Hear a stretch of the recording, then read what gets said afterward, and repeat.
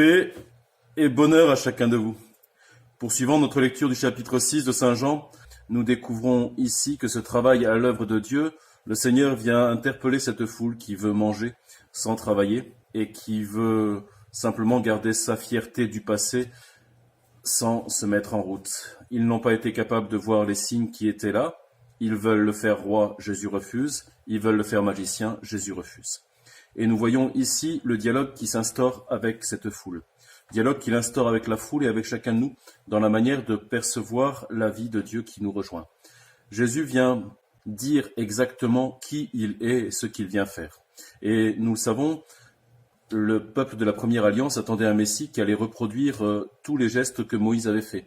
Ce peuple de la première alliance allait donc allait découvrir dans le Messie celui qui reproduirait les gestes qui avaient été accomplis par Moïse et les gestes qui étaient attendus. Guérir les aveugles, permettre aux boiteux de marcher et aux sourds d'entendre. Et en même temps, faire aussi ces gestes-là, donner de l'eau et donner de la manne. L'eau avait été donnée et le Seigneur, avec la Samaritaine, refuse d'aller plus loin dans la question de l'eau vive. Il vient l'appeler à découvrir un don et à l'appeler à découvrir cette eau vive. Et ici, il vient simplement manifester cette réalité de la manne. Vous savez que le mot manne vient d'un mot hébraïque qui veut dire « c'est quoi ça ?» C'est quoi ça? Qu'est-ce que c'est que ça? Et il est heureux que nous puissions réfléchir ensemble sur ce mot « qu'est-ce que c'est que ça ?» Parce qu'en effet, le Seigneur donnait la manne au peuple qui ne pouvait pas faire de réserve, qui était obligé de l'accueillir chaque jour, comme nous accueillons chaque jour le pain suressentiel, la parole de Dieu et sa présence en nous, et que nous nous unissons à toutes les Eucharisties qui sont célébrées et que nous pouvons communier. Cette manne que le Seigneur vient donner à notre terre. Il est celui qui donnera à notre humanité de ne pas simplement dire c'est quoi ça, mais c'est qui ça? Et ce c'est qui, nous le découvrons dans la rencontre personnelle du Seigneur, dans la manière d'accueillir de lui toutes choses chaque jour, dans la manière de nous recevoir de lui chaque jour, comme la manne était reçue chaque jour par le peuple qui était en route. Nous avons en ce jour à découvrir cette parole capitale.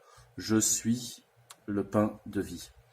Et ainsi nous découvrons que Dieu est la vie et qu'il nous fait le plus grand des cadeaux, sa propre vie, pour que nous puissions être un cadeau pour les autres, pour que nous puissions découvrir ainsi le fait de nous donner avec lui, le fait d'être un cadeau pour tous ceux qui nous entourent. Et nous avons ainsi à vivre de ce cadeau chaque jour, de nous recevoir de Dieu et de pouvoir l'offrir nous offrir nous aussi à sa suite. Puisse chacun de nous entendre ce discours du pain de vie et être attentif à découvrir tous les signes qui sont placés sur notre route. Le peuple hébreu avait été incapable de voir ces signes, ils avaient été nourris dans le désert, ils n'avaient pas vu ces signes. Ici, ils ont été nourris par la multiplication, ils ne voient pas un signe, ils ne cherchent qu'un distributeur automatique de pain et un roi, Jésus s'échappe. Une fois qu'ils n'ont pas eu leur roi, ils viennent encore le chercher comme un Messie, mais ils veulent plus, en savoir plus, encore plus, encore plus. Ce plus que notre humanité désire, cette soif que notre humanité a, cette faim qu'elle a, elle est bien sûr faim du Seigneur et soif du Seigneur.